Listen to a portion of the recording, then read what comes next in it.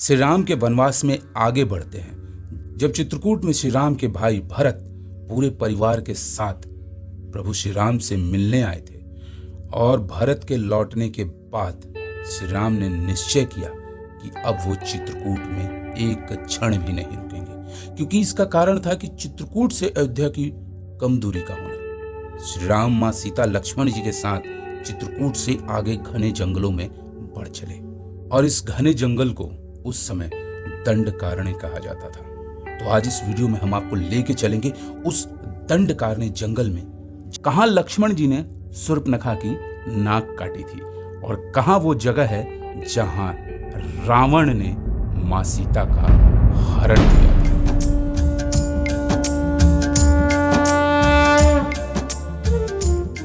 आपने राम वन यात्रा सीरीज के पिछले वीडियो में देखा कि आपके परिंदे जबलपुर होते हुए चित्रकूट से नासिक पहुंचे थे। तो आज इस वीडियो में हम आपको नासिक की हर उस जगह लेके चलेंगे जो प्रभु श्री राम से जुड़ी हुई है। और चलते हैं नासिक रोड रेलवे स्टेशन से पंचवटी की ओर। स्टेशन के बाहर आते ही आप सिटी बस से पंचवटी जा सकते हैं या फिर ऑटो टैक्सी भी बुक कर सकते हैं। यहाँ ठहरने के लिए स्टेशन के बाहर ही आपको होटल और धर्मशाला मिल जाते हैं, लेकिन मैं आपको सजेस्ट करूंगा कि आपको पंचवटी में ही रुकना चाहिए। चलते हैं सबसे पहले राम कुंड। मान्यताओं के अनुसार श्री राम यहाँ पे स्नान किया करते थे। यहीं प्रभु श्री राम ने अपने पिता दशरथ जी का पिंडदान किया था। श्री राम के नाम पर ही इस जगह का नाम राम कुंड पड़ा और आज ये राम कुंड अनगिनत तीर्थ यात्रियों को अपनी तरफ आकर्षित करता है।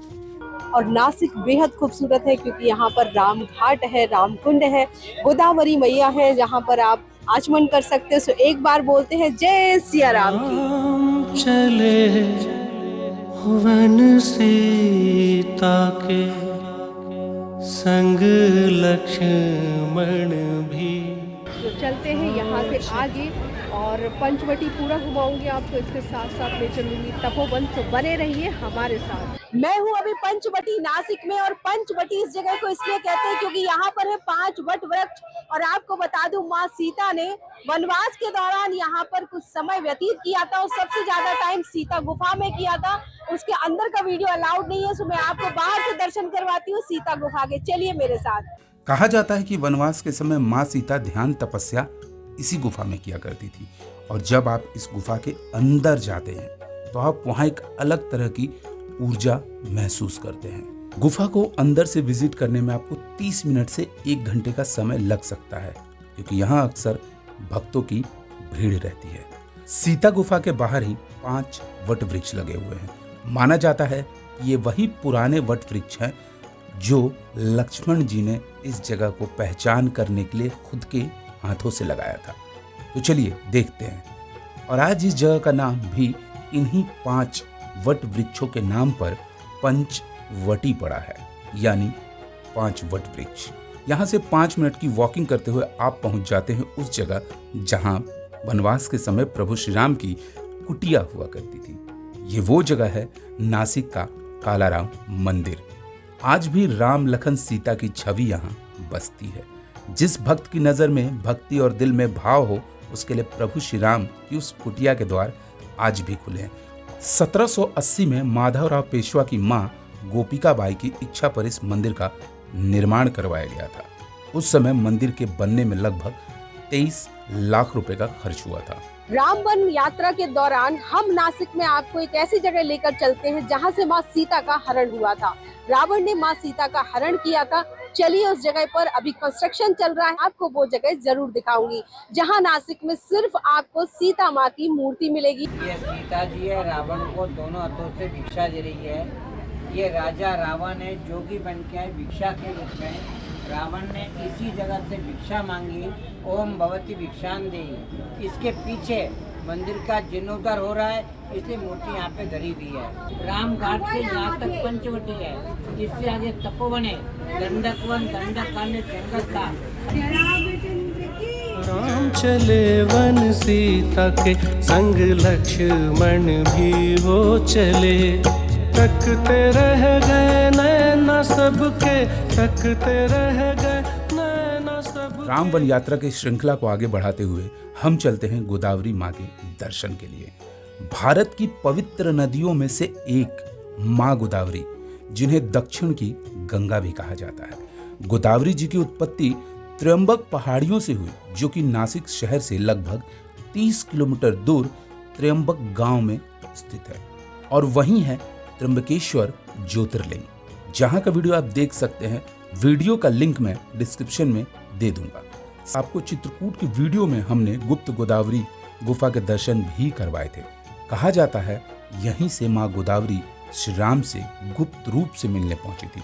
वो वीडियो भी 51 दिन राम वन यात्रा प्लेलिस्ट में देख सकते हैं। डिस्क्रिप्शन में लिंक है। डूबता सूरज, चारों तरफ हरियाली और पहाड़, ये देखिए आप। माँ गोदावरी के दर्शन करवाए हमने आपको। और गोदावरी जी में पानी अभी कम है, रेनी सीजन में बहुत होता है। इससे बेहतरीन क्या होगा। और नासिक बेहद खूबसूरत जगह है। यहाँ से हम चलेंगे लक्ष्मण मंदिर। इस यात्रा में हालत ये हो गई है कि थकावट हो भी रही है और एक्साइटमेंट इतना ज्यादा है कि वो थकावट खत्म हो जा रही है। एक्चुअली वहाँ पर चित्रकूट तक हमें बहुत ठंडा मिला और बेहद ठंडा बहुत था। गर्मी मिल रही है और यहाँ वेदर महाराष्ट्र में एकदम डिफरेंट चेंज हो, इसकी वजह से बॉडी थोड़ी सी टाइम लगेगा एक दो दिन क्योंकि अब यहाँ से लेके रामेश्वरम तक हमें ऐसा ही वेदर मिलने वाला है। सर्वधर्म मंदिर में भी सियाराम, लक्ष्मण और सीता जी की मूर्ति है। आपको सबसे अच्छी बात ये बता दूं, आप देख रहे होंगे यहाँ कितना ये ऑटो स्टैंड है और तपोवन का ऑटो स्टैंड है। ये लक्ष्मण मंदिर के जस्ट बाहर है। तो आप जब पंचवटी घूम लेते हैं, पंचवटी के अंदर आपको ऑटो करने की कोई जरूरत नहीं है, क्योंकि सब कुछ वॉकिंग है। काले राम मंदिर, गोरे राम मंदिर, सीता गुफा, और सीता गुफा के बाहर ही आपको वो 5 वटवृक्ष दिख जाते हैं और 1 रुपए में एग्जीबिशन दिख जाती है देखने के लिए। और वहां से आपको 200 रुपए में कोई भी तपोवन ले आएगा।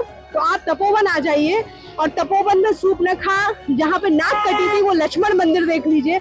और यहीं पे कपला और गोदावरी का संगम है, जहाँ पर हमने अभी आपको दिखाया, वो दर्शन कर लीजिए। बीच में ही वो जगह पड़ती है जहाँ पर सीता जी का हरण हुआ था। तो वो जब आप पंचवटी से तपोवन आएंगे तो आपको देखने को मिल जाएगी। अब मैं बात करती हूँ कि अगर आप पूरा एक साथ एक ऑटो बुक करके घूमना चाहते हैं तो मैक्स टू मैक्स 500 रुपीज आप नासिक स्टेशन से आपको पिक एंड ड्रॉप मिल जाएगा और आपको 4 to 5 घंटे के लिए वो घुमाएंगे। तो इस तरह से भी आप अपना टूर कर सकते हैं। हम आ गए हैं लक्ष्मण मंदिर और ये देखिए आज क्राउड काफी है लक्ष्मण मंदिर में। और आप यहाँ पर देख पा रहे होंगे प्रभु श्री राम, सीता माता और लक्ष्मण जी की, साथ ही साथ हनुमान जी आपको दिख रहे होंगे। और वनवासी रूप में आपको अंदर दिखाऊंगी और वो स्टैचू भी दिखाऊंगी जिसमें लक्ष्मण जी सूर्पनखा जी की नाक काट रहे हैं। आइए मेरे साथ।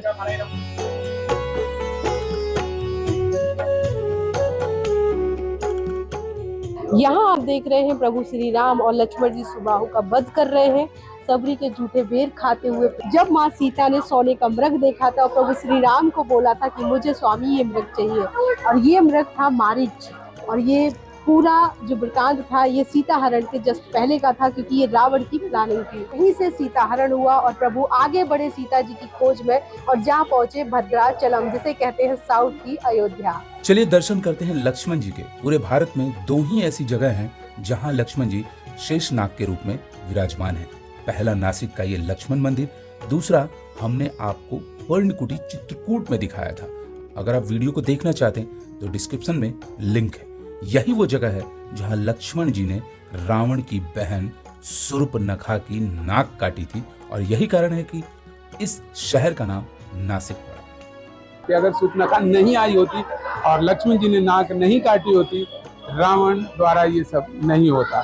तो सारा वृतांत यहीं से शुरू होता है। तो यात्रा के अगले पड़ाव में हम चलेंगे एक ऐसी जगह जिसे कहते हैं साउथ की अयोध्या। आपने असली वाली अयोध्या देखी, ये अब दूसरी अयोध्या है, इसे साउथ की अयोध्या कहते हैं। तो बने रहिए हमारे साथ, अपना प्यार और सपोर्ट बनाए रखिए। चैनल को सब्सक्राइब कीजिए, वीडियो को लाइक कीजिए, कमेंट करिए, क्योंकि इस राम वन यात्रा में आपका साथ होना बहुत इम्पोर्टेंट है।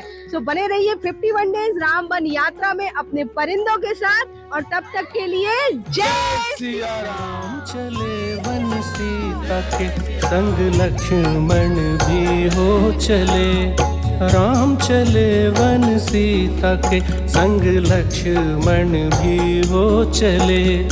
तकते रह गए नैना सबके, तकते रह गए नैना सबके, राम वन को यूं चले।